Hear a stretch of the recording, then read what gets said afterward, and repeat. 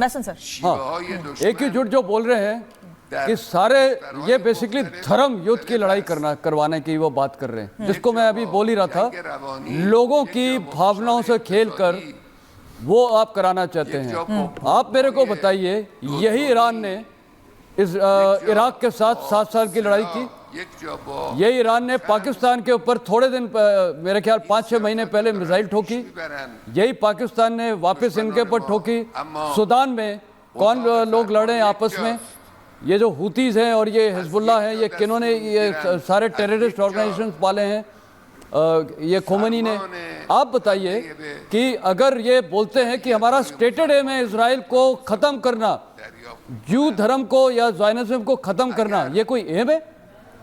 ये तो कोई एम हो ही नहीं सकता। ये तो हिटलर का एम था, जिस प्रकार उससे बोला था कि ये सारे जूस को ख़त्म करो। तो ये बिल्कुल गलत धारणा है और एक भड़कावा भाषण किया जा रहा है लोगों को कि उनकी भावनाएं से खेले। कुछ लोग आ जाते हैं भावनाएं में। आपने देखा कश्मीर में बदगाम के इलाके में कुछ लोग आ गए थे सड़कों पे। मेरा सवाल उनसे ये उठता है, अगर इतने आप भावुक हैं, जाइए ईरान में हिजबुल्लाह के साथ लड़िए, उनके साथ क्यों नहीं जाना चाहते हैं? एक स्टेटमेंट देना बहुत आसान है, लेकिन जो ग्राउंड में करना वो बहुत मुश्किल है। मेरे को याद है उस दिन मैंने एक चैनल में ये भी बोला था, मैं कहा ये जो बोल रहे हैं उसमें कोई लेडीज भी थी। मैं कहा आज ही इनको भेजिए, टिकट दिए और इनको लड़ने दिए, क्यों नहीं जाते हैं? तो ये जो है ना, हर इंसान को, चाहे वो कोई भी धर्म का हो, उनको बेसिकली अपनी रोजी रोटी, अपना परिवार की परिवर्ष देखना है। ये बार बार धर्म को और रेडिकलिज्म इसी को ही बोलते हैं, रेडिकलिज्म कर रहे हैं ये रेडिकलाइज सोसाइटी को। और आज ईरान रेडिकलाइज सोसाइटी उन्हीं को वापस चोट पहुंचाएगी। वहाँ की जो लेडीज है, महिलाएं, उनके ऊपर अत्याचार किया है। हो सकता है कि ईरान में 1 महीने के अंदर एक इंटरनल अपराइजिंग हो जाए, क्योंकि वो लोग वहां पर फेडअप हो चुके हैं। इनके ऊपर कितने अत्याचार किए हुए हैं, फांसी चढ़ाना, लोगों को पकड़ना, IRGC की जो कमांड कंट्रोल है, लोगों के ऊपर टेरराइज करना अपने लोगों के साथ। डेमोक्रेसी क्यों नहीं है? फ्रॉड डेमोक्रेसी है यहाँ पर। तो कहने का मतलब ये दीज आर जस्ट स्टेटमेंट और भड़कावे वाले। मेरे को नहीं लगता आम जो भी इस धर्म के हैं वो इस बहकावे में आएंगे। मेजर जनरल सोई, ये बातें तो बता दी हमें जनरल मास्टर ने कि क्या कहना चाह रहा है और कैसे लोगों तक अपनी बात पहुंचाने की कोशिश खामनेई कर रहे हैं। लेकिन उन्होंने एक और बात कही कि अल्लाह की हिकमत मुसलमान की मददगार है। जितना हम समझ पा रहे हैं उनकी बातों को, और अगर आप कुछ समझा सकते हैं, कुछ बता सकते हैं उनकी बातों में से कि वो लोगों को समझा रहे हैं या आने वाले समय के लिए तैयार कर रहे हैं लोगों को? नहीं, देखिए ऐसा है कि बिल्कुल जो बात वो यहाँ पर एक इमोशनल टच करने की कोशिश कर रहे हैं कि अल्लाह के रास्ते में चलिए, अल्लाह, ये तो सब बात है, ये तो अच्छी बात है। कोई भी अगर इस तरह की बात करेगा तो नेचुरल सब लोग सुनेंगे। आज इन्हें ये मौका मिला हुआ है कि लाखों लोगों को फिजिकली संबोधन करना, साथ साथ करोड़ों लोगों को वर्चुअली, ऑनलाइन, सोशल मीडिया, आज हम टीवी पर हम भी दिखा रहे हैं। भारत के तकरीबन सभी चैनल, दुनिया के ज़्यादातर चैनल इस समय में ये भाषण को प्रसारित कर रहे होंगे और ये वो मौका नहीं छोड़ना चाहते, क्योंकि यहाँ पे ईरान की जो गिरती हुई साख है, किस प्रकार से इनकी जो पिटाई हुई है, हमास की पिटाई हुई, हिजबुल्लाह की पिटाई हुई, और ये लोग को समझ नहीं आता क्या करें। यही कारण है कि जो इन्होंने मिसाइल अटैक किया, तो आज ये उस चीज को भी जस्टिफाई करेंगे। आज ये इकट्ठा रहने की, मुस्लिम वर्ल्ड को इकट्ठा करने की बात कर रहे हैं, लेकिन क्यों हो मुस्लिम वर्ल्ड इकट्ठा? क्यों वो आतंकवादी के साथ खड़े होंगे? आज ज्यादातर देश मिडिल ईस्ट के इनके साथ नहीं है।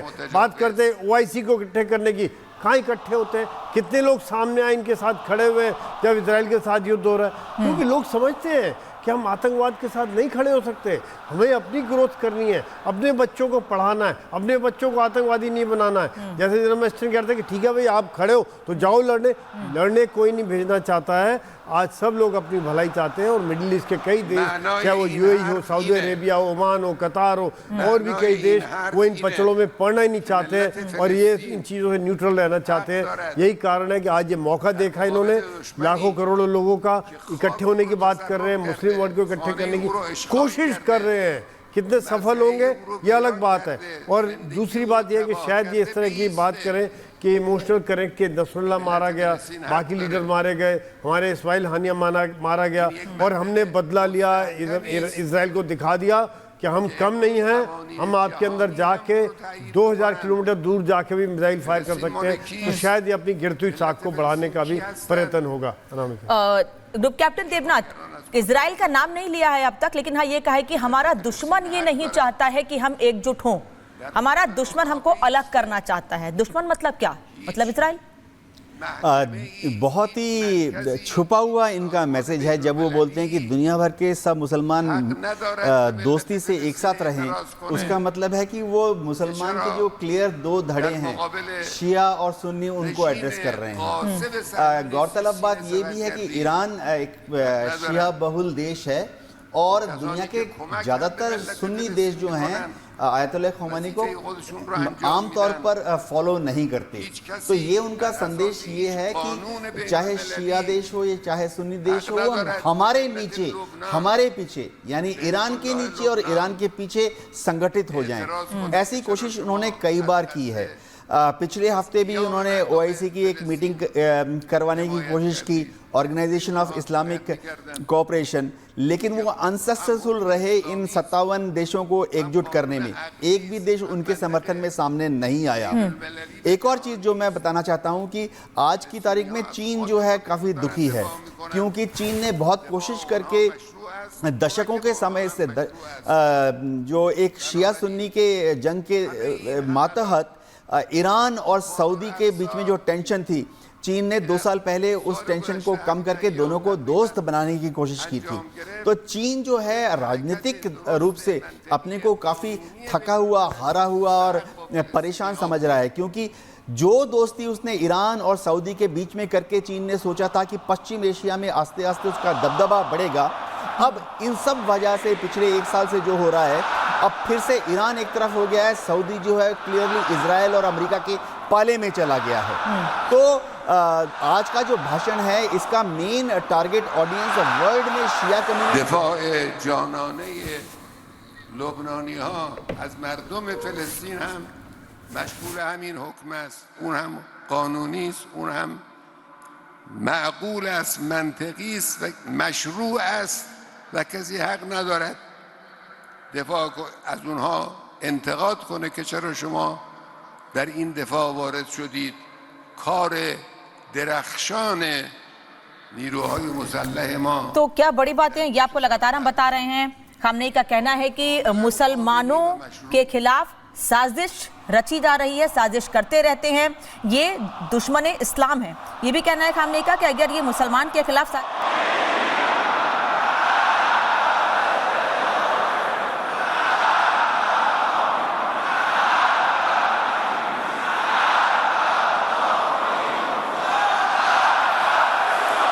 کاری که نیروهای مسلح ما کردن। साथ ही खामनेई ने कहा कि हमारे दुश्मन का लक्ष्य मुस्लिम लोगों पर हमला करना है। जनरल मैस्टन, ये बड़ी बातें हम बता रहे हैं, जैसा कि बता रही, जितना हम समझ पा रहे हैं उतनी बातें, लेकिन ये जो संदेश है, क्या ये इस वक्त तेहरान या ईरान में बैठे मुसलमानों के लिए है या फिर पूरे दुनिया भर के मुसलमानों के लिए जिन्हें एकजुट होने की बात कह रहे हैं? ये जो संदेश है ईरान के जो वहाँ लोग बैठे उनके लिए तो है ही, लेकिन इससे ज़्यादा दुनिया के जितने भी मुसलमान हैं उनके ऊपर ये प्रभाव करने का चाह रहे हैं। और जो एक इमोशनल स्टेटमेंट होता है और ऐसे भड़कावे वाले स्टेटमेंट की पूरी दुनिया मुसलमानों के खिलाफ है, उनको मारना चाहती है। बिल्कुल। आप मेरे को बताइए, कैंप डेविड एग्रीमेंट इजिप्ट ने क्यों साइन किया? कई कंट्रीज ने कर दिया, बहरीन ने कर दिया, सऊदी अरेबिया का होने वाला था साइन विद इजराइल। तो देखिए, आज कॉमन आदमी चाहे कोई भी धर्म का वो तरक्की करता है। और सबसे बढ़िया एग्जाम्पल है दुबई या UAE। आप देखिए, वहाँ पर वो एक मुसलमान देश है, लेकिन वहाँ पर रशिया मिलेगा, हिंदुस्तानी मिलेगा, पाकिस्तानी मिलेगा, यमेनी मिलेगा, हर दुनिया के वहाँ लोग हैं, हर धर्म के लोग हैं। वहाँ पर मंदिर हैं, चर्च हैं, गुरुद्वारे हैं, मस्जिद है। ईरान में ये सब कुछ क्यों नहीं है? वहाँ पर वो लोग इतने खुश हैं। दुबई में कोई धर्म की बात नहीं करता है, अपना अपना धर्म का जो है वो अपने चर्च में या गुरुद्वारे में या मंदिर में जाते हैं, उसके बाद वो वहाँ पर और आज दुबई में प्रॉस्पेरिटी क्यों है? क्योंकि वहाँ कट्टरपन नहीं है। ईरान कट्टरपने की भाषा बोल रहा है, और जो देश, जो धर्म कट्टरपन अपनाता है, आखिरी में वो कट्टरपन उसी को काटता है। पाकिस्तान लाइव एग्जाम्पल है, उसने ये इस्लामिक जिहाद शुरू किया था और आज कहाँ पर वो पहुँच गया है पाकिस्तान। और वो अफगानिस्तान को भी कहाँ लेके ढकेल दिया। वही अफगानिस्तान 60-70 में इतना प्रॉस्परस देश था। तो कहने का मतलब कट्टरपन का रास्ता बड़ा इमोशनल लगता है, बड़ा अच्छा लगता है, लेकिन कितने लोग इसमें कनेक्ट होंगे वो वक्त ही बताएगा। कोई ज़्यादा प्रभाव नहीं होगा, क्योंकि कट्टरपन से कोई आगे का रास्ता क्लियर नहीं है। ये सारी लड़ाई जो हुई है 7 अक्टूबर से शुरू हुई है, कट्टरपन से हुई है। आपने देखा था जिस प्रकार वो हमास ने मारा था एक लड़का, मेरे ख्याल मुश्किल से 19-20 साल का होगा, बोल रहा था मैंने 10 यहूदियों को मार दिया है। मतलब इतने फख्र के साथ बोल रहा था। बच्चों को मारा है, लेडीज को मारा है, रेप किया है। ये फिर कुरान की बात कर रहे हैं कि कुरान में जो लिखा है वो फॉलो करो। ये जो अल्लाह के बारे में बोल रहे हैं कि अल्लाह ने जो बोला है, अल्लाह ने कहीं नहीं लिखा बच्चों को मारो, रेप करो। तो ये सब गलत मिसगाइड कर रहे हैं, और यही है जो मिसगाइड करके लोगों को भड़काना। अभी आप देखिए, ये भी अभी भड़का रहे हैं। ये इतनी महिलाएं बैठे हैं, आधे तो डंडे के कारण बैठी हैं। यही महिलाएं क्यों प्रोटेस्ट कर रही है ईरान में? वो तो हर बार वो बुर्का लेके आ जाते हैं। कहाँ पर लिखा हुआ है? तो ये सारी चीज़ें हैं जो ये दुबई में तो ऐसा मैंने नहीं देखा कि वहाँ सब बुर्का पहने हुए हैं, उनकी मर्जी है। कई इस्लामिक देश हैं जहाँ बुर्का नहीं पहनते। तो कहने का मतलब है ये एक भड़कावे वाले स्टेटमेंट से कोई ज़्यादा फर्क नहीं पड़ेगा। थोड़ा आज कुछ लोग भावुक होंगे, नेचुरल है कि वो जो भाषण दिया जा रहा है कि मुसलमानों को तंग किया जा रहा है, थोड़ी देर के लिए होंगे, लेकिन ये प्रचार वहीं का धरा रह जाएगा। मेरे को नहीं लगता इससे कोई ज्यादा प्रभाव पड़ेगा। और ये बड़ी खबर इस बीच हम बता दे रहे हैं, अपने भाषण में अयातुल्लाह खामनेई ने कुछ बड़ी बातें कही हैं। खामनेई का कहना है कि हमें एक्शन के लिए तैयार रहना है। गाजा लेबनान से तक हमें तैयार रहना है, यानी गाजा से लेकर लेबनान तक हम सबको तैयार रहना है। फिलिस्तीन पर दुश्मनों का कब्जा है। बार बार दुश्मन शब्द का इस्तेमाल, लेकिन इजराइल को संबोधित करते हुए जनरल सोई कोई भी बात नहीं कही जा रही है। और जब आपको पता है कि आप एक बड़े लीडर हैं और आपकी कही बातों का बड़ा असर होता है, तो आपको एकजुटता की बात करना अच्छी बात है, लेकिन देश को साथ लेकर चलना, दुनिया को साथ लेकर चलना, सबको साथ लेकर चलना, ऐसे संदेश क्यों नहीं? ये तो उकसावे वाले बयान है ना।